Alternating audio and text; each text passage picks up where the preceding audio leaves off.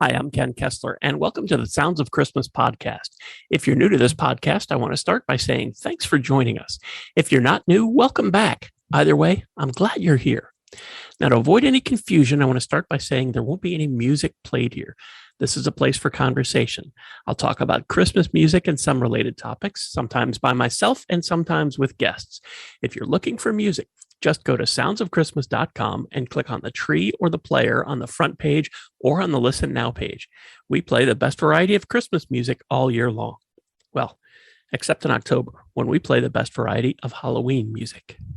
This is one of those rare times that the Sounds of Christmas podcast is on one of those related topics, not really focused on Christmas music, but we are going to be talking about music and about the folks that bring us the music.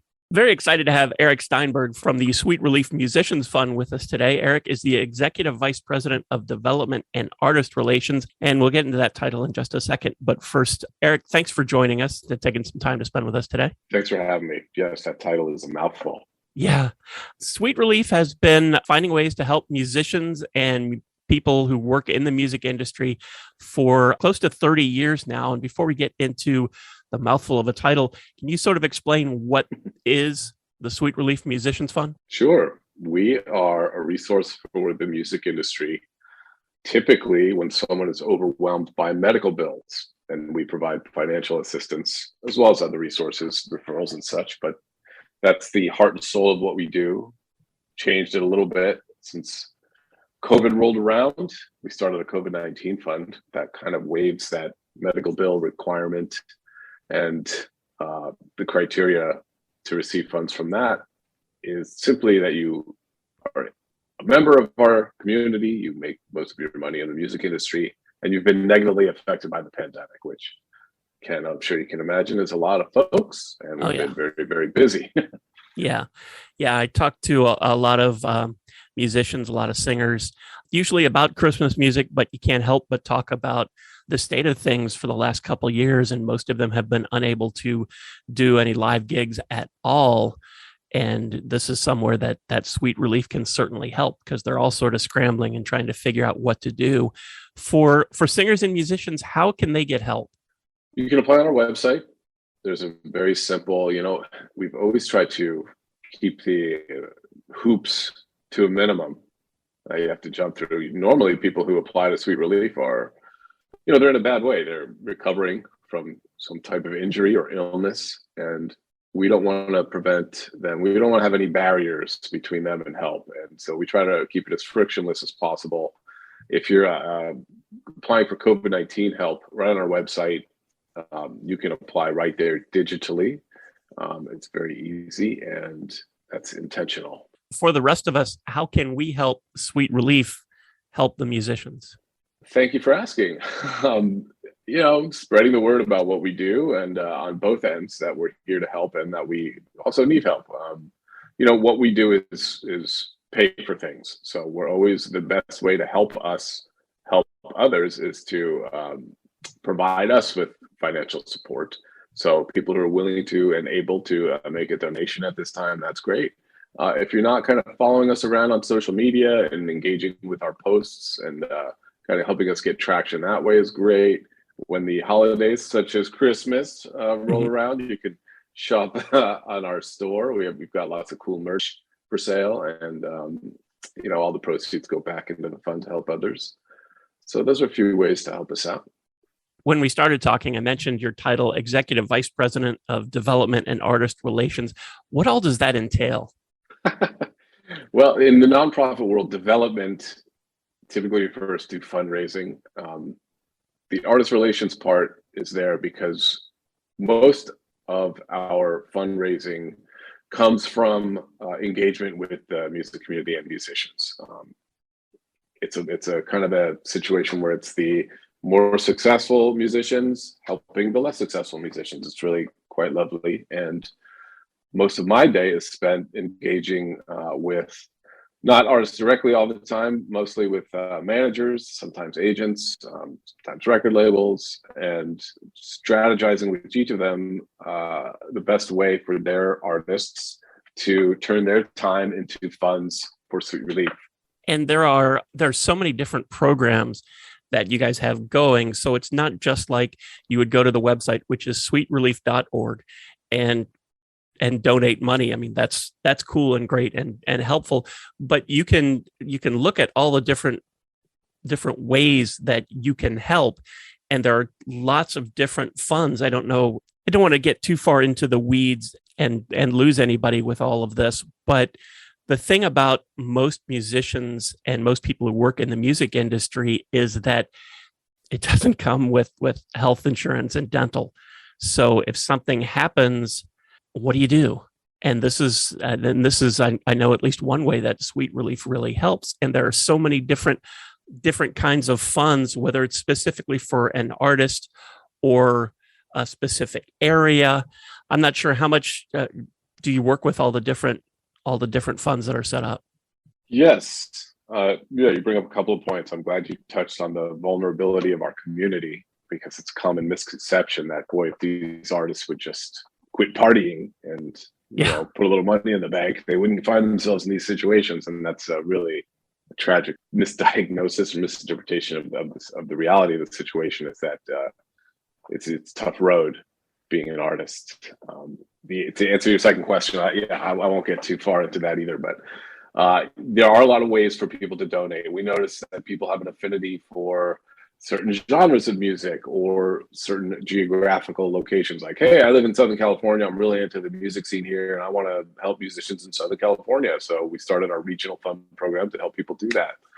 And, we started the genre fund so that, you know what, I really love jazz. I really feel, that I want to help jazz musicians if they get in trouble. So we do that. People who apply to Sweet Relief, they don't apply for those particular funds. We triage that on the back end and make sure that those buckets line up, right? So, we have our Elder Musician Fund, which the late Rob Max really had a passion for. We named it after him when he passed. He was, for those who don't know, he was our executive director here at Sweet Relief for a number of years and passed away too soon. He just really felt for the plight of the elder musician. The fact is that you can be a gigging musician, living from kind of gig to gig for decades. Unfortunately, what happens is you're probably not putting a lot of money away along the way there. And then as things start to break down after a lifetime being on the road, the bills start piling up. And so that was all too common. It still is all too common that we see people of a certain age applying with similar problems, a lot of dental problems, and general health problems that happen to folks as we get older. And so that Elder Musicians Fund has been near and dear to my heart and our heart here at Sweet Relief. I know that for a lot of people, they have this misconception about singers and bands just raking in handful after handful of money. And for every huge group that has really made it and is able to do that, there are, I don't know, hundreds, maybe thousands of others who are performing as often as they can. And it's really the income and the outgo are very close together. And if something ever happens, they're not the Rolling Stones. They're not making $500,000 every show. So it's a absolutely great way to be able to turn to an organization like Sweet Relief. I know one of the things that you guys just did, teaming up with the folks at Fandium for F-COVID, where you can donate and you might win some pretty cool stuff. That's right. Yes, we just did a nice campaign with Billy Strings on Fandium that most certainly exceeded our expectations. So we decided to choose them again to be our partners in our F-COVID campaign.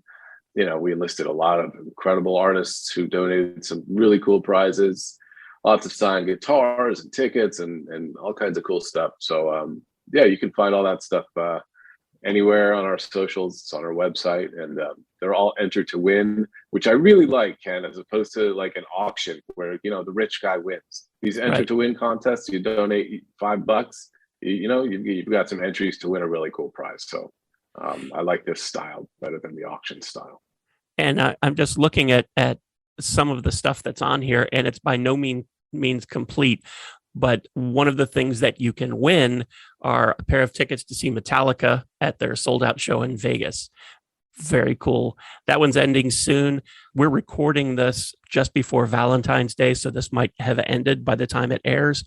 But that's just an example. There's a signed guitar from Imagine Dragons.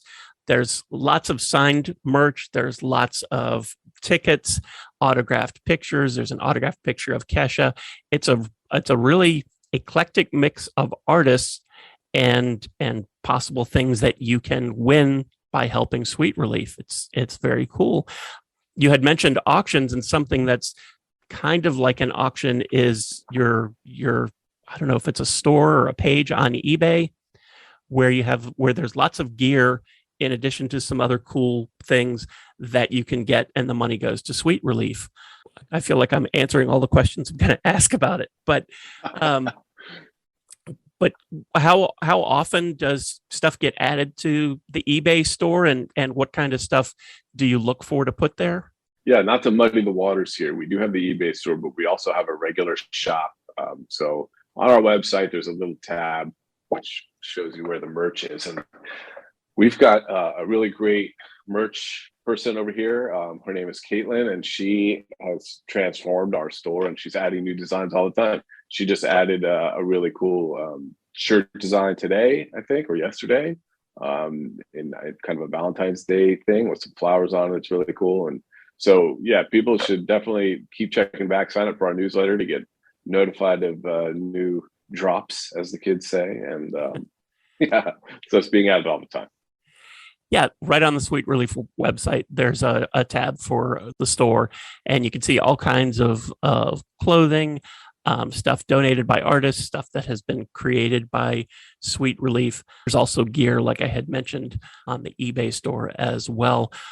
To get involved, what would you recommend if somebody wants to help but maybe doesn't have cash?